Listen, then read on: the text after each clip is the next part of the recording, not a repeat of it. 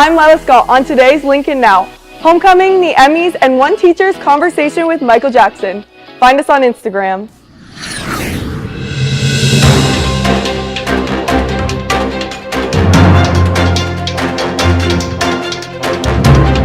Live from Gahanna, WGLH-TV presents Lincoln Live with Ava Miller and Jayla Daniels. Today, the new cafeteria lines, why changes were made, and have those changes made it better. The football team gets physical, the highlights and reactions. And a new tradition is born, and there's plenty to cheer about. Lincoln Live starts now. Good morning, Lincoln. I'm Ava Miller. And I'm Jayla Daniels. Hey, Jayla, it's our first time anchoring on Lincoln Live. How are you feeling? I'm feeling really good. How about you? I'm feeling pretty excited to be back after a busy weekend of events here at school. That's right, and one of those events was homecoming. During the dance, this year's homecoming royalty was crowned. 2024 homecoming royalty, Davis White and Jayla Watkins! Congratulations to Davis White and Jayla Watkins on being crowned senior royalty. I know I certainly had a lot of fun at homecoming. How about you, Jayla? Yeah, the dance was a lot of fun, the music was good, and everyone was excited. For sure, but I think one of my favorite parts of the weekend was the homecoming football game. Definitely. The student section went all out in USA gear, and the Lions fans helped lead the team to a very important victory. The Lions defeated the Olentangy Orange Pioneers 31-21 after a second half comeback in which the Lions were down as much as 11. The Lions were led by Jake Bushelman and Terrell Holcomb, who were constantly finding a way to impact the plays. In fact, those very two players combined on a crucial play to seal the game on a pick six. Holcomb with the hit on the quarterback, which lofted the ball upright to Bushelman, who then went untouched into the end zone. Here's Terrell, Jake, and Coach Ward after their physical win. I mean, it means everything, the feeling to win, we got that back, so we're just going to progress from here and keep winning, keep working, and that's all that matters. I mean, this win is huge. After two losses, we finally get to see what happens when we execute and play together and play for one another. So it's great to see. Win or lose, we felt good about how we played tonight, and I think that's the biggest part of it.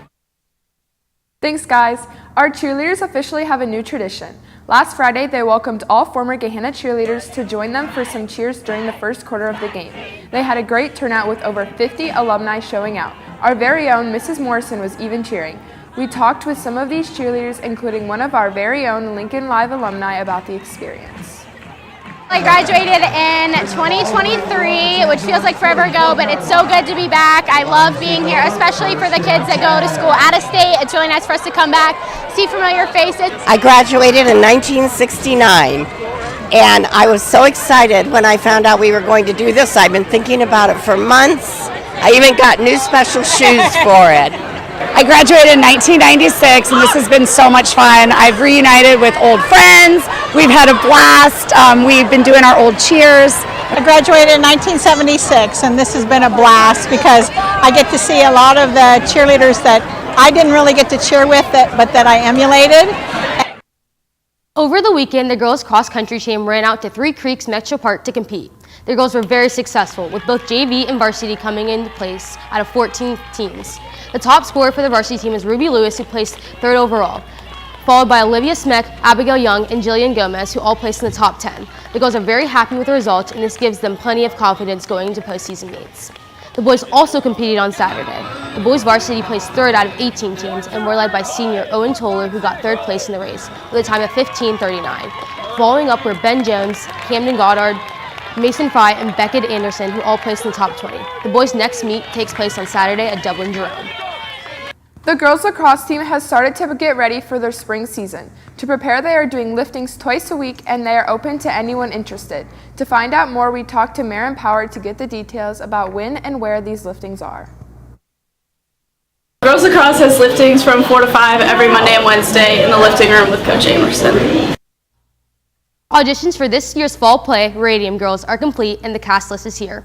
The play opens November 7th and follows the efforts of factory workers in the 1910s fighting for their rights in court. Here's the list.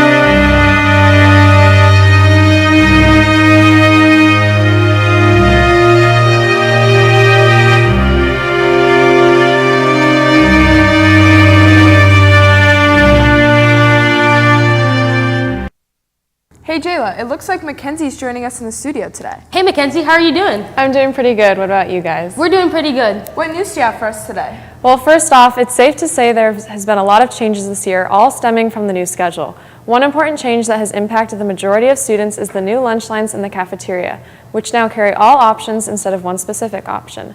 This has resulted in them being able to move faster and it's well structured. Here's Parker Richard with this story on how the cafeteria is being more efficient. The new schedule can seem slow when compared to last year's. One area where Gahanna-Lincoln High School is speeding up is in the lunchroom. Yeah, it makes it easier because it's all the same at every line, so it's quicker to get through all of it. I think they're much more efficient. It's a lot faster. There's not too many people in the pizza line. A way in which Gahanna improved the quickness of the lunchroom was by putting all lunch options into each lunch line, compared to last year's where students had 4 different lines to choose from for 4 specific lunches, making the average line move faster. It's more efficient than last year. The lines were quicker. You can go down, you can sit down quicker than you could last year. It makes it easier because then they can get their food and sit down faster. So then we can just get them out kind of under control a little quicker. Although for students this change can seem only positive, it can cause some confusion and learning curves for the GLHS staff in the lunchroom, especially for those who are so accustomed to the old ways. It's been different for us because it's a whole different setup.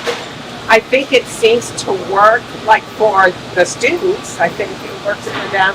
It's just been a change for us in how we do our operations. One thing that's great is that all the 4 lines have the same food.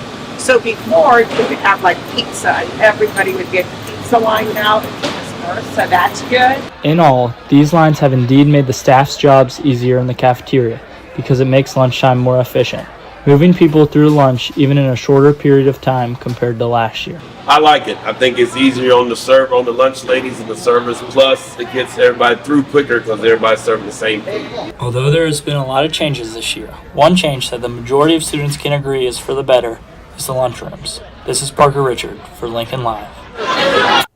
Thanks, Parker. Are you interested in joining the speech and debate team? If so, the interest meeting is today after school in room H162, and all are welcome. Important information such as practice time, competition dates, and parent meeting details will be shared, so be sure to attend. Here's Carter Garrison with more information. Hello everyone, Speech and Debate is having our interest meeting today after school in H162. We will be talking about some of the general stuff for the year, so if you're interested, come by and we'll talk. Thanks, Carter. Well, Lincoln, that's all the news I have for you today. Sending it back to Jayla and Ava at the news desk. Thanks, Mackenzie. The Fellowship of Christian Athletes, otherwise known as FCA, is a nonprofit ministry that seeks to lead coaches and athletes into a relationship with Jesus Christ. Started in 1954 and now with representation in over 100 countries, there is a FCA club here at Gahanna. We spoke with Marcus Brown to learn more about Gahanna's FCA. FCA, or Fellowship of Christian Athletes, is a club that will meet every Wednesday at 7:45 in the morning. At the club, we just talk about growing our relationship with God and just how us athletes can relate God into our sport we play. It's in J178, and we have a meeting tomorrow, so anybody's welcome. You don't have to be an athlete. Well, Lincoln, we have reached the end of today's show. Make sure you check out the TV program's new website, lincolnonline.org, for updates, reminders, and to go vote on our weekly poll. Before we go, we wanted to show you the band's halftime performance from Friday night. And the homecoming court being represented before the game. See you again tomorrow. Bye.